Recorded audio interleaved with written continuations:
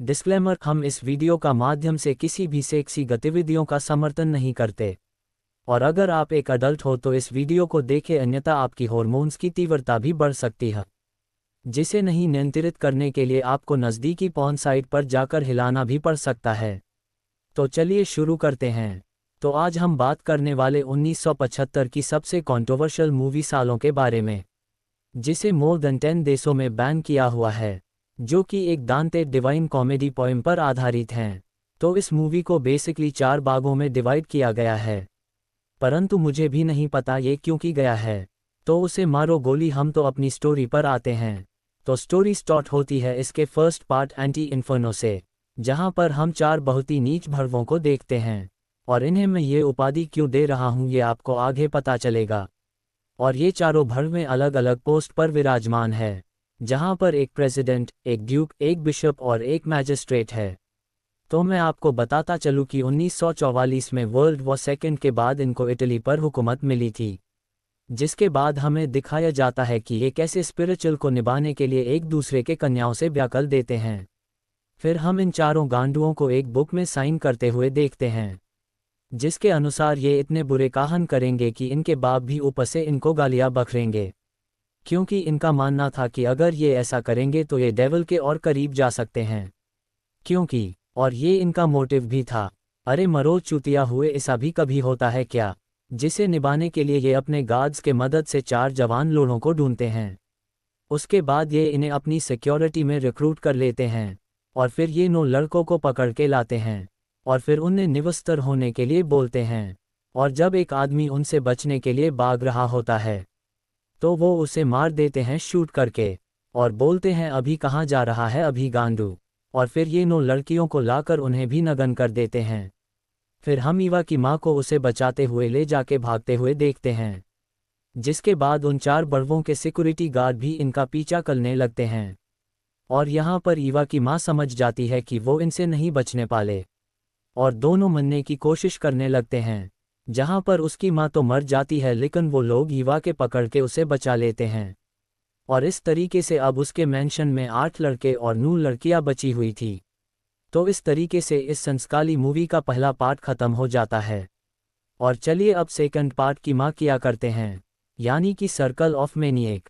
और ये पार्ट भी दांत्री डे डिवाइन पोहेम पर आधारित है। इस पार्ट के शुरू होते ही हम उन चारों बड़वों को 4 नहीं प्रोस्टिट्यूट को उस मैंशन में लाते हुए देखते हैं, जहां पर ऑलरेडी वो 17 गुलाम पहले से ही मौजूद थे। और उन प्रोस्टिट्यूट को वो आदेश देते हैं कि वो सभी एक एक आकर कोई 17 गुलामे के साथ उन चारों बड़वों को भी गंदी गंदी कहानियां सुनाएं, ताकि इन कहानियों को सुनकर वो गुलाम आपस में मास्टरबेट करने लगे। और फिर हमें पता चलता है कि ये चारों बेटी चोट खुद तो कानून नहीं मानते, और ये इन 17 गुलामों के लिए कानून बना रहे हैं, जिसके अकॉर्डिंग कोई भी गुलाम अपने जिसे लिंग या विपरीत लिंग के साथ गुलू गुलू नहीं कर सकता। और इस दौरान इन सभी गुलामों को नेकेड ही रहना पड़ेगा, और ना ही ये भगवान का नाम ले सकते हैं, ना ही कुछ गलती कर सकते हैं। और फिर प्रोस्टिट्यूट अपने जीवन के सारे कस्टमरों के बारे में इनको बताने लगती है, जिससे गुलामों को भलाई घंटा फर्क ना पड़ा हो, लेकिन वो चारों बड़े उत्तेजना से भर जाते हैं, और किसी भी मेल या फीमेल गुलाम को समय समय पर खुराक देने के लिए कमरे में भी ले जाते हैं।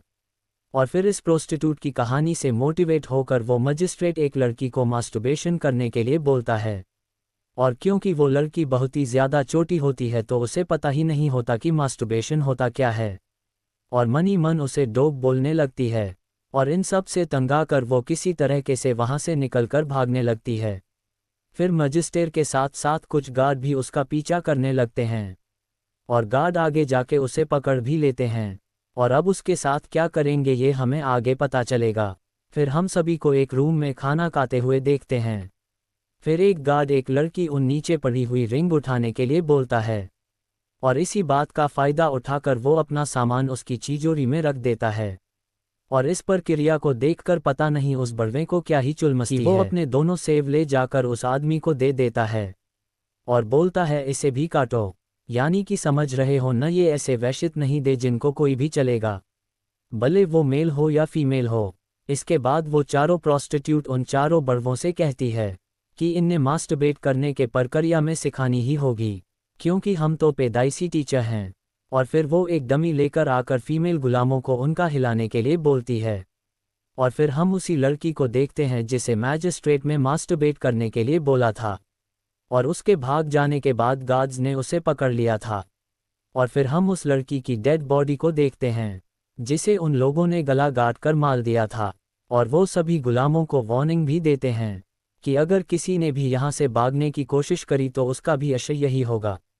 और फिर हम मैजिस्ट्रेट को देखते हैं जो कि अपने कूलों को चेयर पे से उठा लेता है और बोलता है कि अब हमें इसमें से एक मेल और फीमेल को चूज करके उनका ब्याह रहना चाहिए। फिर वो इन दोनों का शुभ मंगल विवाह कर देते हैं और उसके बाद उन दोनों को आपस में गुलू गुलू करने के लिए एक रूम में छोड़ देते हैं। और जब वो दोनों इस बात को मानकर गुलू गुलू करने लगते हैं तो पीछे से तो उन 4 बड़वों में से 2 बड़वों से रहा नहीं जाता और वो वहां पर आकर उन दोनों को रोक देते हैं। ये तो वही बात हो गई, हाथ आया पर सामाना लगाया। फिर उसके बाद ये दोनों बड़वों उन दोनों के साथ इस क्रिया को संपन्न करने लगते हैं। उसके बाद ये चारों बड़वों उन फीमेल्स गुलामों को डॉग की तरह ट्रीट करने लग जाते हैं, लोग की तरह खाना खिलाते हैं, और जब एक लड़की नहीं खाती तो उसकी खाने में कील मिलाकर उसे खिला देते हैं, जिसकी वजह से उसकी मून में से भी ब्लड आने लग जाता है। अब हम करते हैं इसके थर्ड पार्ट को एक्सप्लेन, जिसका नाम था सर्कल ऑफ शिट। तो ये वाला पार्ट काफ़ी ज़्यादा डिस्गस्टिंग हो सकता है और अगर आप कमज़ोर दिल वाले हो तो आप इस पार्ट को स्किप कर सकते हैं, लेकिन मैं आपको रेकमेंड करूंगा कि आप इस वीडियो को पूरा वॉच करें। तो दोस्तों अब थर्ड पार्ट स्टार्ट होता है जहां पर सेन्योरा मैगी नाम की सेकंड प्रोस्टिट्यूट आती है और अब वो अपने बारे में सभी को बताने लगती है। वो बताती है कि एक बार उसे अपनी मां को ही मानना पड़ा था, जिस पर मैजिस्ट्रेट बड़वा अपनी अपाइज बुद्धि से बोलने लगता है कि सैक्रिफाइस तो देना ही पड़ता है।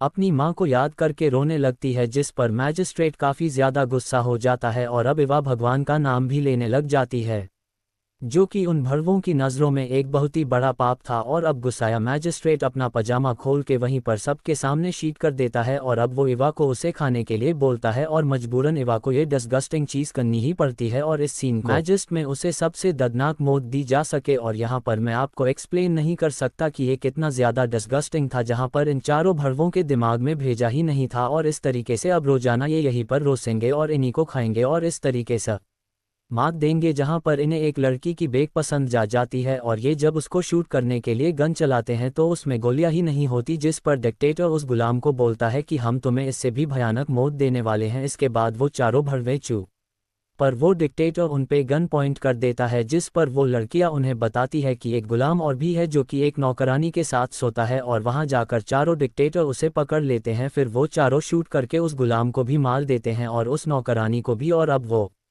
अपनी दूर भी इनसे खिड़की के बाहर बाकी बचे हुए 3 डिक्टेटर को गुलाम को टॉर्चर करते हुए देखता है। और इन डिक्टेटर ने जो 4 गार्ड अपॉइंट किए थे उनमें से 2 गार्ड हमेशा उस चेयर पर बैठे हुए डिक्टेटर को प्रोटेक्ट करने के लिए और बाकी 2 बचे गार्ड उन बाहर वाले तीनों डिक्टेटर के साथ उन गुलाम को टॉर्चर करें और किसी की आंख निकाल लेते हो और किसी की जबान काट देते हैं। ऐसा करते करते अब लास्ट डिक्टेटर आकर चेयर पर बैठता है और अब वो तीनों डिक्टेटर जो कि मैदान में थे एक एक करके सभी गुलामों को मार देते हैं और अपना चूतिया पर भरा डांस करने लगते हैं। और फिर हम 2 गार्ड जो कि मैंशन के काट देते, किसी की आंख निकाल देते और किसी की जबान काट देते।